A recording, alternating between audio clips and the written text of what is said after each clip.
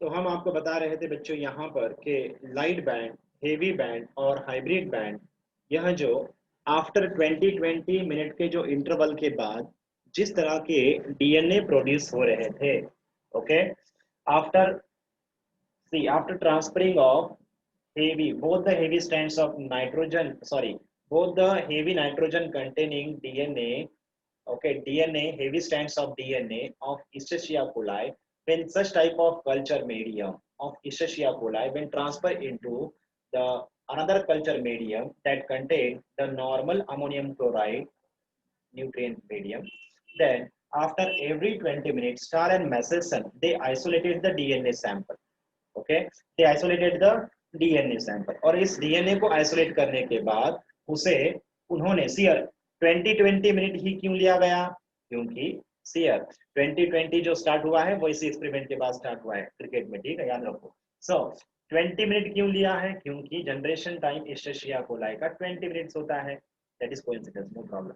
Okay, so 20 minute जो होता है वह जनरेशन टाइम होता है, जिसमें ओके जो हेवी स्ट्रैंड है डबल स्ट्रैंडेड डीएनए किसके, होस्ट सेल के, यहाँ पर जो है ये है parent DNA, okay, host DNA, parent Escherichia coli DNA, जिसमें दोनों के दोनों N15 वाले हेवी स्ट्रैंड है।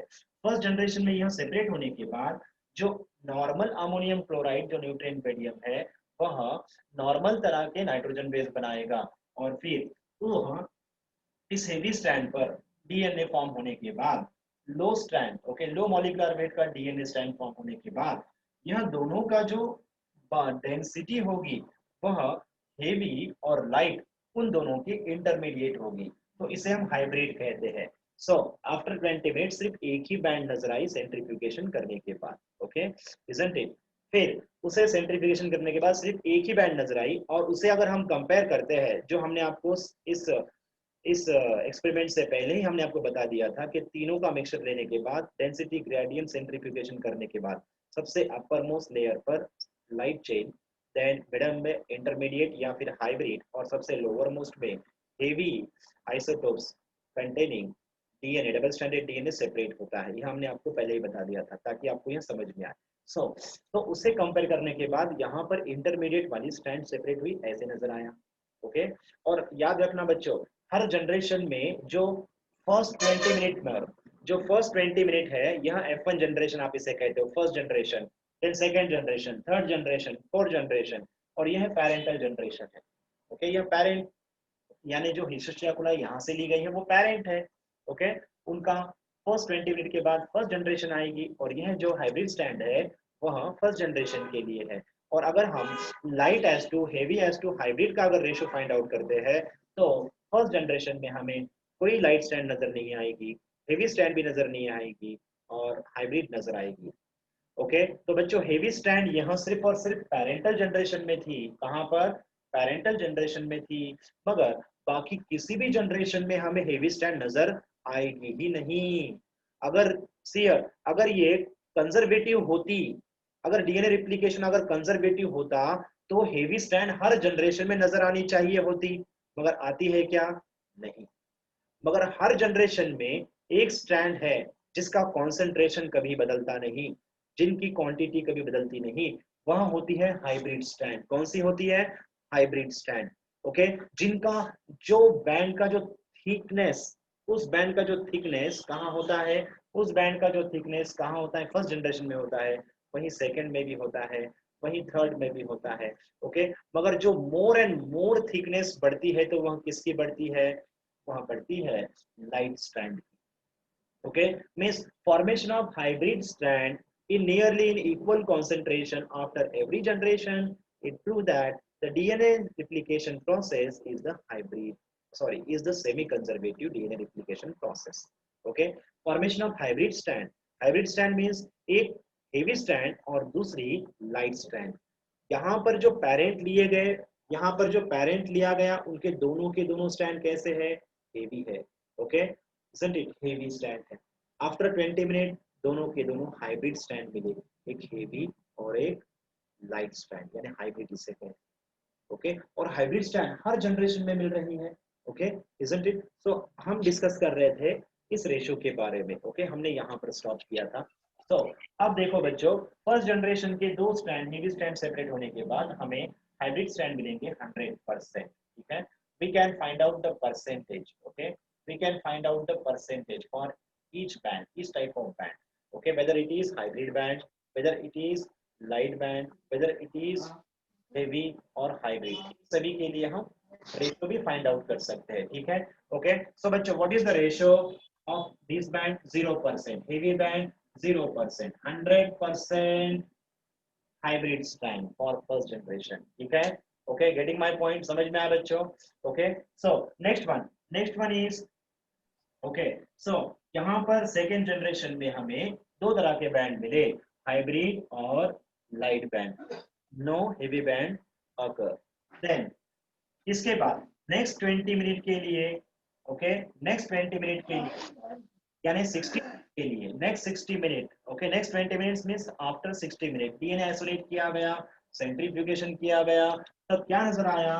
तब थर्ड जनरेशन में क्या होता है, यह जो पेरेंटल डीएनए है यह सेपरेट हो गए, हेवी और लाइट सेपरेट, ये दोनों लाइट सेपरेट हो गए, यह दोनों लाइट यह भी सेपरेट हो गए, और ये लाइट और हेवी यह भी सेपरेट हो गए, और इन पर ये अमोनियम, नॉर्मल अमोनियम क्लोराइड में प्रेजेंट है ना, और इस वजह से इनके अराउंड में न्यू स्ट्रैंड जो फॉर्म होगी वह लाइट स्ट्रैंड होगी। अब थर्ड जनरेशन के लिए हमें रेशो फाइंड आउट करना है। ओके, रेशो कैसे फाइंड आउट करेंगे? हाइब्रिड कितने हैं? ओनली 2, हर जनरेशन में 2 ही नजर आएंगे। Okay, then third generation hybrid कितने हैं? 2। हेवी कितने हैं बच्चों? 0। ठीक है, हेवी कितने हैं? 0। देन हियर यहाँ पर नॉर्मल कितने हैं? 6। Okay, so what should be the ratio? Okay, after 60 minute ratio क्या होगा? 1:3. Okay, शाबाश। सो डिवाइड बाय 2 करना है सभी को। ओके, लाइट कितना होगा? 3, हेवी 0, 3:2, 0:1। ओके, या फिर 3:1 कह सकते हो, या फिर 1:3 कह सकते हो अगर हाइब्रिड को पहले लेना है तो। ठीक है, देन नेक्स्ट वन जनरेशन बच्चों, यहाँ परसेंटेज कितना होगा? सी 40 में परसेंटेज कितना होगा? Light to heavy 50. 50-50। Okay, then third generation में आफ्टर 60 मिनट परसेंटेज कितना होगा?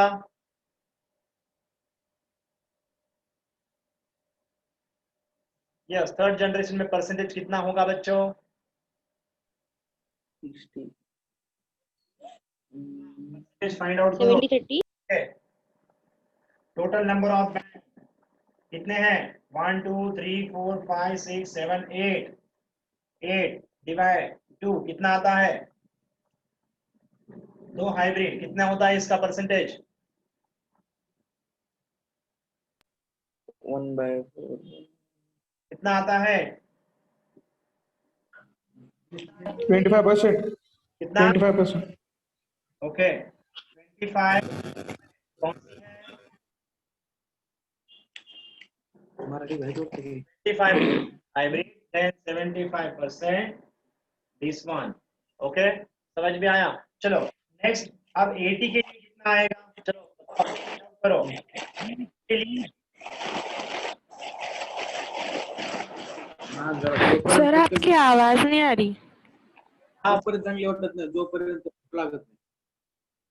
हाँ, सभी ने म्यूट कर देना है आंसर देने के बाद। ओके, सभी ने म्यूट कर देना है अपने माइक को आंसर देने के बाद। ओके, हाँ, तो हमारी आवाज इस वजह से नहीं आ रही है, जो भी आंसर देगा उन्होंने अपने माइक को म्यूट कर लीजिए please.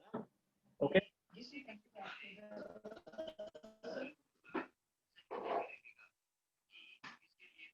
Okay, mute your mic. जब हम सवाल पूछेंगे तब अपने जवाब के लिए माइक ऑन करना है प्लीज। हाँ, सो बच्चों, अब नेक्स्ट वन, चलो अब नेक्स्ट 20 मिनट यानी 80 मिनट के बाद आपके एनसीईआरटी में सवाल भी पूछा गया है। ओके, ये सेपरेट हुआ है, यह हेवी स्ट्रैंड यहाँ सेपरेट हुई है। ठीक है, यहाँ सेपरेट होगी, ये हेवी, ये लाइट, ठीक है। डॉट डॉट डॉट लाइन को हम बनाते हैं किस तरह की, डॉट लाइन मतलब न्यू स्ट्रैंड फॉर्म, ठीक है। इसका भी न्यू स्ट्रैंड फॉर्म करेंगे, ये देखो सेपरेट, यहाँ दोनों सेपरेट हो गए हैं, यहाँ दोनों भी सेपरेट हो गए हैं, ठीक है। देन यहाँ दोनों भी सेपरेट हो गए हैं, देन यहाँ दोनों भी सेपरेट हो गए हैं, ठीक है। अब इस पर हम डॉट डॉट डॉट ड्रॉ करेंगे न्यू स्ट्रैंड के लिए, डॉट डॉट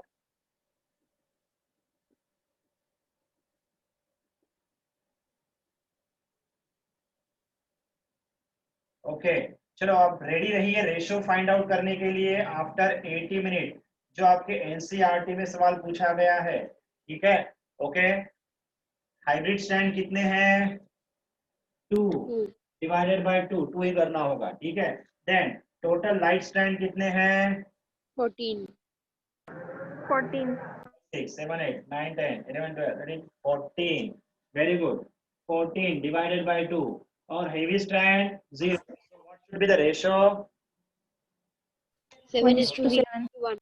यस 7:1 या फिर 1:7, okay, mean 7 and 1। Then ratio बताइए कितना होगा, ratio, what should be the ratio, total number कितने हैं, 16, 2 divided by 16 into 100, percentage find out करो बच्चों। हाइब्रिड का रेशियो कितना है, क्या होगा हाइब्रिड का ratio, sir 12.5%. Good boy, 12.5%, getting my point. So 12.5%, और इसका क्या होगा 100 करने के लिए,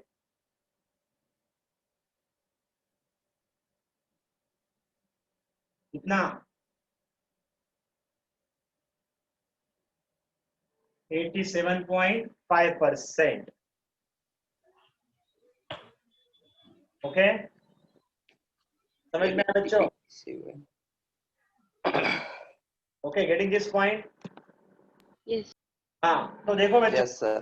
इनमें से कोई भी चीज पूछी जा सकती है ना। What is the ratio of light to hybrid band in first generation, in second generation, in third generation, in fourth generation, या फिर फिफ्थ जनरेशन भी आ सकती है। तो बच्चों फिफ्थ जनरेशन में क्या आ सकता है, बताओ बोला, फिफ्थ जनरेशन में क्या होगा, फिफ्थ जनरेशन में क्या होगा,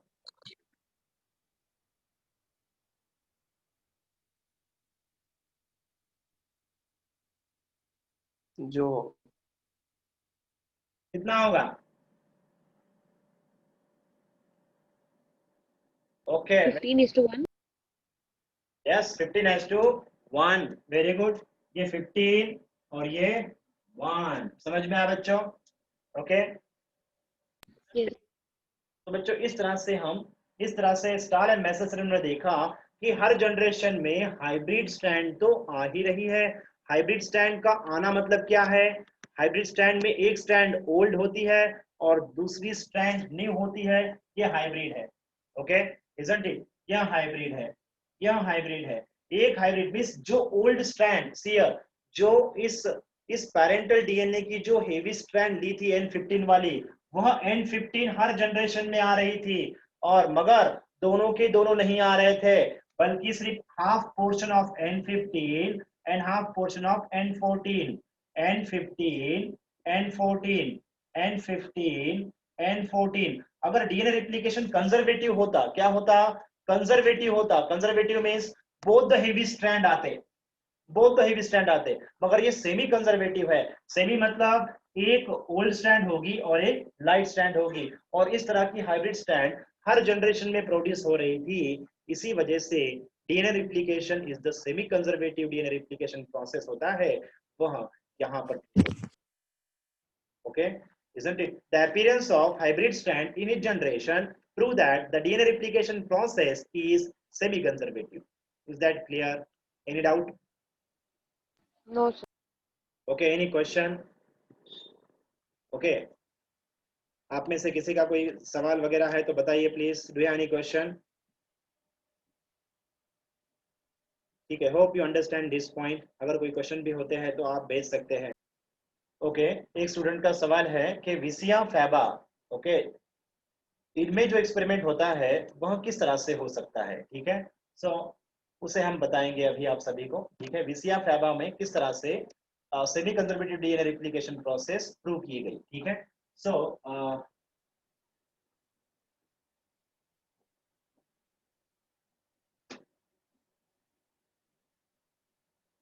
हाँ, तो विसिया फैबा यह जो है सियर, विसिया फैबा जो है यह it belongs to family Fabaceae. यह फैबेसी का मेंबर है, इसे इसे फैबा बीन, विसिया बीन भी कहा जाता है, ठीक है। देन ये यूकैरियोटिक ऑर्गेनिज्म है जिसमें okay semi conservative DNA replication prove किया गया था। सो इस विसिया फैबा में it was proposed by the Taylor and okay propose नहीं, it was proved by Taylor and Wood. इन्होंने इस एक्सपेरिमेंट को प्रूव किया। कैसे किया? सी, जैसे कि आप सभी को पता है, सी Teller and Wood, they prove the experimental proof for semi-conservative DNA replication with the use of the radioactively labeled thymidine. Okay, thymidine. अभी हमने थोड़ी देर पहले देखा स्टार एंड मैसेल्सन, उन्होंने हेवी आइसोटोप्स का इस्तेमाल किया था, रेडियोएक्टिव का नहीं किया था। मगर टेलर एंड वुड इन्होंने रेडियोएक्टिवली लेबल थाइमिडीन का इस्तेमाल किया अपने एक्सपेरिमेंट को बताने के लिए। सो कैसे किया इन्होंने? उन्होंने विसिया फैबा के जो रूट्स है उन्हें ओके रूट सैंपल को उन्होंने उस प्लांट को ग्रो किया, ओके और तब तक उन्हें इस थाइमिडीन में ग्रो किया जब तक के उनके दोनों के दोनों डीएनए स्ट्रैंड रेडियोएक्टिवली लेबल्ड ना हो जाए। यानी ये क्रोमोसोम है जो रेडियोएक्टिवली लेबल्ड है, यहाँ ये है क्रोमोसोम जो रेडियोएक्टिवली लेबल्ड है, जो G1, S और G2 स्टेज से आया है, ओके isn't it? और ये होने के बाद आफ्टर दिस इन्होंने देखा कि दोनों के दोनों क्रोमोसोम के क्रोमैटिड्स कैसे थे, रेडियोएक्टिवली लेबल्ड थे। आफ्टर माइटोसिस, ओके माइटोसिस होने के बाद ओके अब उसे क्या किया उन्होंने, ओके उस मीडियम को सियर उसे जिस कल्चर मीडियम में उस माइटोटिकली डिवाइडिंग सेल्स को वह ग्रो कर रहे थे, उसे उन्होंने नॉर्मल थाइमिडीन मीडियम में ग्रो करना स्टार्ट किया, नॉर्मल थाइमिडीन मीडियम में, ठीक है। करने के बाद ओके उसे करने के बाद उन्होंने देखा कि फर्स्ट जनरेशन में ओके यह जो दोनों के दोनों स्ट्रैंड थे, ओके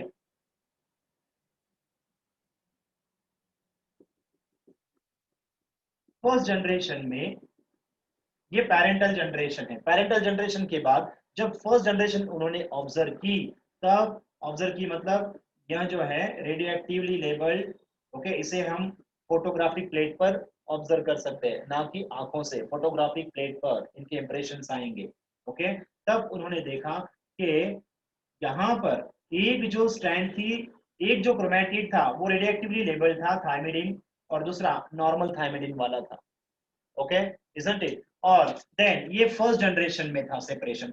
देन सेकेंड जनरेशन में उन्होंने देखा कि इनका स्प्लिटिंग होकर यह जो थाइमिडीन है रेडियोएक्टिवली लेबल्ड थाइमिडीन वह वैसे ही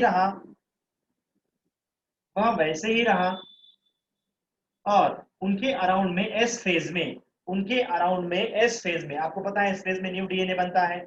सो जो न्यू डीएनए बना वह रेडियोएक्टिव नहीं था,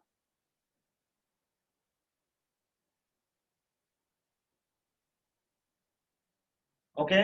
देन थर्ड जनरेशन में देखा, तब थर्ड माइटोटिक डिवीजन जनरेशन, ठीक है, तब देखा फिर से ये रेडियोएक्टिव लेवल जैसे के वैसे ही थे, ओके isn't it? मगर जो नॉर्मल थे वह नॉर्मल ही रहे, isn't it? सो इस तरह से हर जनरेशन में thymidine okay radioactively label thymidine hybrid मिलता चला गया। ये हाइब्रिड फर्स्ट जनरेशन, ये हाइब्रिड 50-50%, हाइब्रिड 50%, नॉर्मल 50%,